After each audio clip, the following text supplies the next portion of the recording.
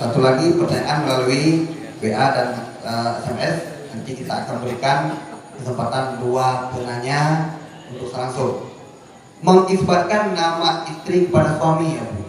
Contoh itu Rita Zulfadli contohnya. Jadi disebutkan dengan promo ya ada kenal kau. Terima kasih. Terima kasih. Gedanya ayah, nah,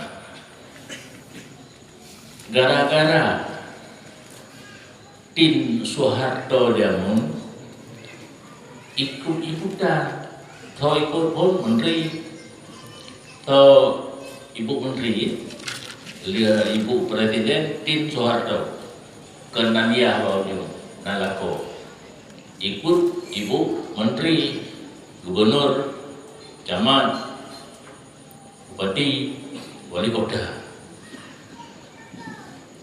Nyan buat dosa karena dan nisbah gedanya kepada yang kan ayah.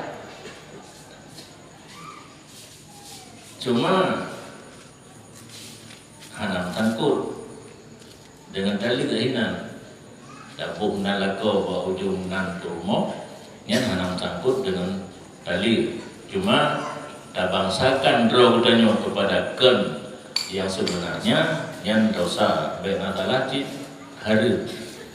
Jadi nan suami bahu jungan urina hukum di harim karena membangsakan kepada yang sebenarnya. Yang sebenarnya adalah nan ayah. Karena di dunia kitanya dipanggil nama ayah bahu jung, tetapi di akhirat yang penulaannya adalah alam kubur, hanali dipakai ayah.